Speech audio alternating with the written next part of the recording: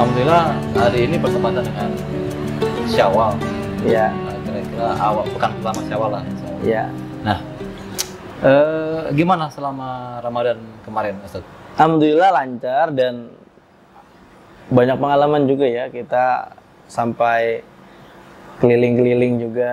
Alhamdulillah dipercaya untuk berbagai instansi ya, mengisi dakwah, kajian yang semoga sebetulnya harapannya ada 1 atau 2 kalimat yang masuk ke dalam hati agar jadi perantara untuk amal jariah. Amal jariah dalam konteks ilmu yang bermanfaat. Nah, itu. Lalu ada hal yang perlu kita perhatikan tapi Mas Agung yang menjadi kita koreksi bersama. Apa itu, Ustaz? Salah satunya adalah ketika bulan puasa ini kan orang senang berbagi. Nah, senang berbagi, bahkan banyak membuka donasi juga. Donasi salah satunya donasi takjil. Ya. Memang di beberapa tempat 1.000, 2.000 habis ludes. Tapi ada justru yang di sebagian tempat, ya meskipun itu nggak hampir ribuan bahkan ya, hanya sedikit tapi nggak habis dan akhirnya makanan ini terbuang. Nah, ternyata secara fakta, tanpa di luar bulan puasa pun, produksi sampah makanan yang kita terima itu kira-kira dalam setahun 40 juta ton.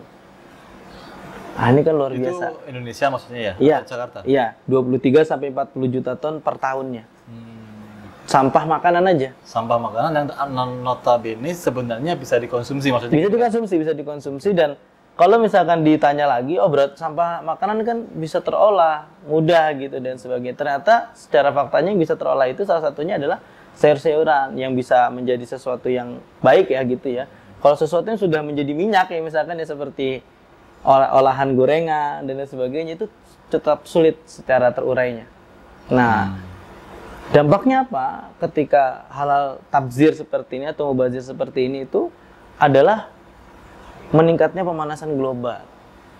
Sehingga melalui hal seperti ini dalam satu buku dijelaskan jika suhu panas itu akan menjadi hal yang biasa aja nanti. Nah, ini salah satu penyebabnya adalah tabzir. Mubadzir, membuang-buang makanan. Jadi kulu washrobu wala tusrifu. Makan, minum lah, tapi jangan berlebihan. Nah. Oke, baik. Konsepnya makan dan minum tidak berlebihan, itu kan ada di dalam Islam atau mungkin di setiap agama sama? Atau gimana, Ustaz? Oh, kalau untuk sesuatu yang berlebihan secara etis moral umum aja mesti tidak disukai, Mas Agung. Oke. Ya, bahkan kita dalam hukuman sosial ada mengenal kata lebay gitu ya.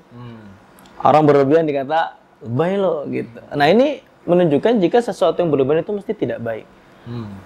Ukurannya yang akan menjadi ukuran atau indikator ini mesti pertanyaannya muncul lagi. Contohnya, bagi orang-orang yang kuat mukbang, ya, makan banyak, itu israf nggak gitu?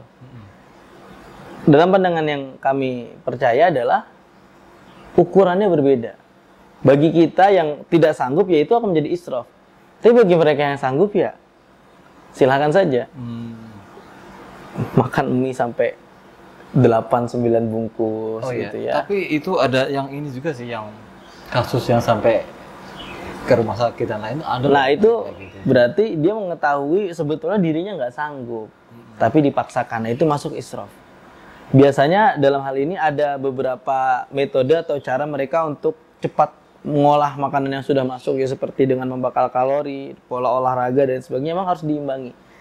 Nah, kalau hal seperti ini ya memang beberapa konten kreator tidak bisa kita pungkiri makan dengan cara ini kan, dia menghasilkan konten-konten dan itu dia sanggup-sanggup saja dan itu tidak ada problem karena hukum dasarnya itu mubah. Ya, hukum dasarnya mubah, dia akan menjadi haram ketika membawa mudarat buat dianya. Kalau misalkan sejauh itu dia tidak membawa mudarat, ya silakan. Oke. Balik ke ini tadi Ustaz kan nyebut soal Ramadan, soal berbuka dan lain-lain. Yang aku lihat juga Ustadz itu jadi semangat berbaginya tuh besar. Betul. Untuk apa ya, jamaah atau donatur apa sih namanya itu, buka puasa. Iya.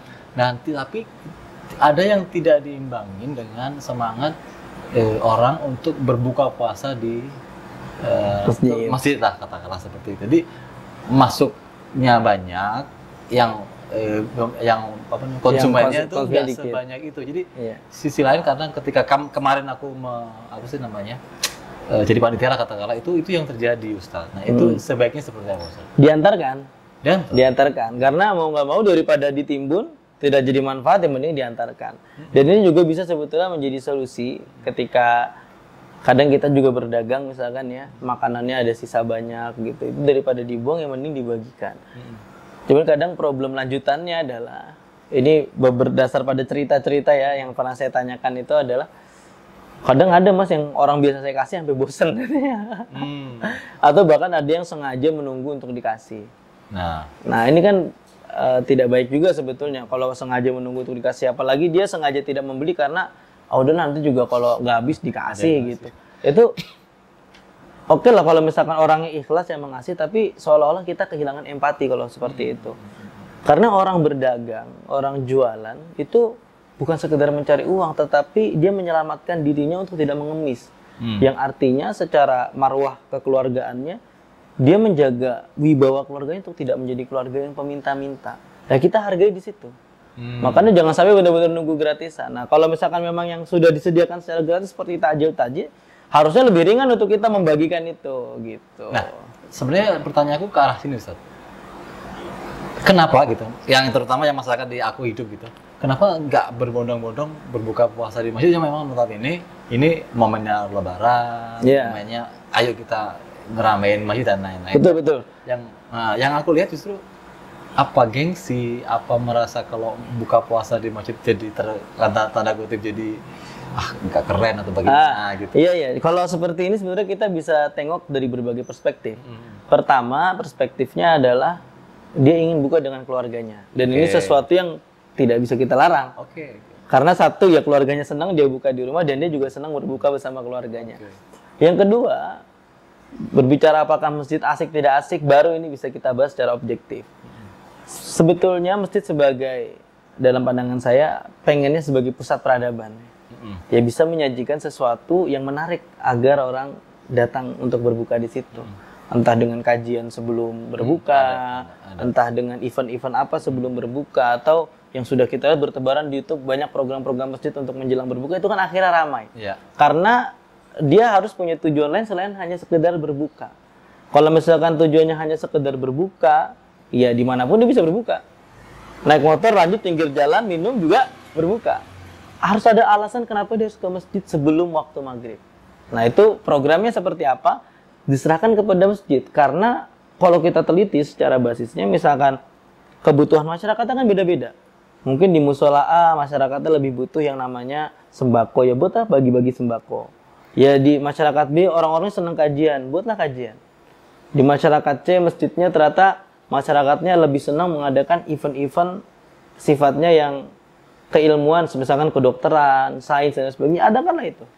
Akhirnya nanti mereka punya alasan untuk berbuka di masjid. Artinya buka puasa bukan tujuan utamanya gitu kan?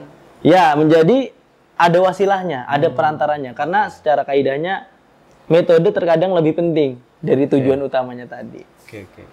Intinya alhamdulillah sih apapun yang terjadi tidak sampai membaca dan tidak sampai dibuang. Iya, yang penting jangan sampai dibuang. Tetap kita ada caranya untuk solusinya bagaimana itu. Ya, karena selain berdampak pada alam tadi, mubadzir ini temannya setan. Innal mubadzirina kanu ikhwana syayatin. Nah, wala tubadzir tabdzira innal mubadzirina kanu ikhwana syayatin. Ini surah Al-Isra. Ya. Apa tadi? Wala tubadzir tabdzira. Jangan bertindak yang tabdzir. Mubadzir. Dan ini juga bukan hanya makanan, Mas Agung. Kalau istilah tabdzir ini bisa misalkan beli baju ya, kita cukup 1, 2 beli 10. Padahal uangnya bisa dialokasikan ke yang lain gitu. Itu memaksakan diri, tabdzir. Tidak baik sebetulnya. Ya kalau memang butuhnya 10 silakan. Dan rezekinya cukup dan tidak menghalangi kepentingan utama yang lain, itu tidak tabdzir. Tapi kalau sudah ada beli lagi, ini tabdzir. Berarti mubazir artinya garis batasnya itu setiap manusia beda-beda dong artinya.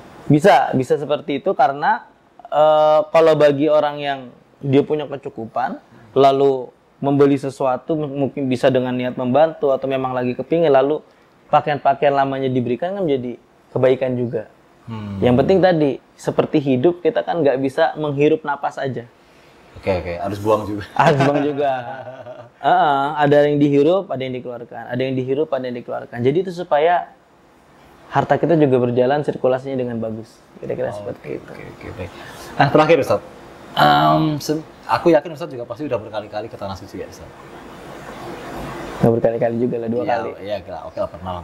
Oke, terus aku pernah lihat sendiri juga, pernah cerita orang juga bahwa ternyata, aku nggak tahu benar salah ya, ada yang mengatakan di sana itu alamnya berbeda, terus kemudian makanan itu tidak boleh lebih dari berapa jam, jadi gitu, jadi ada usia batas makanan layak makan lah katakanlah gitu. Iya. Nah, aku lihat dengan mata kepala sendiri tuh, catering yang aku waktu pernah ke sana itu, intinya itu kami satu grup kami itu tidak sanggup menghabiskan makanannya lah katakanlah.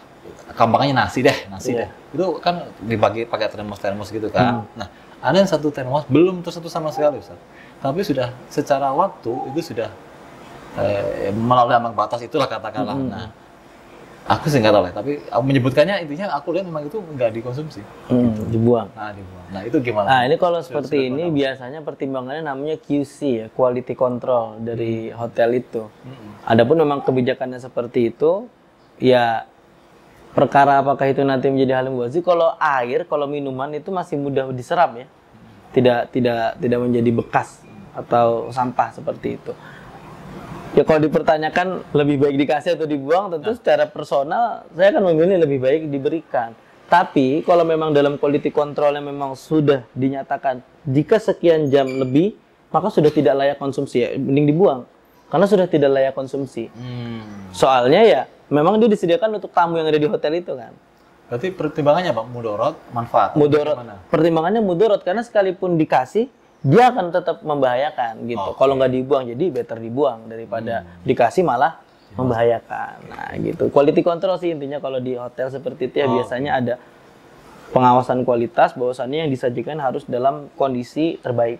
Oke, jadi balik lagi, artinya mubazir itu ada poin-poin salah satu. Iya, ada poin-poin. Jadi tidak semuanya hitam dan putih langsung gitu. Tidak ada pertimbangan-pertimbangan. Oke.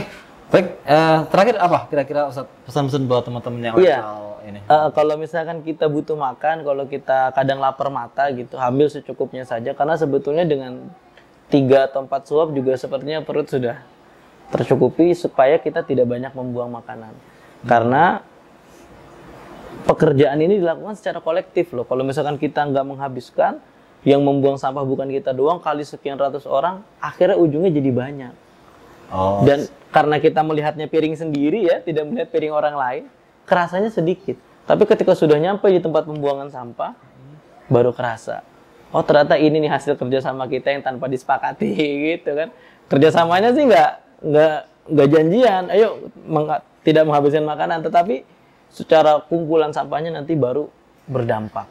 Nah jadi kita coba lebih aware, lebih melek, lebih peka agar tidak seperti itu. Karena ini bukan hanya buat kita aja, tetapi buat generasi kita. Kita cuma satu bumi, maka selamatkan bumi ini untuk generasi berlanjut kita. Oke, terima kasih banyak Ustaz.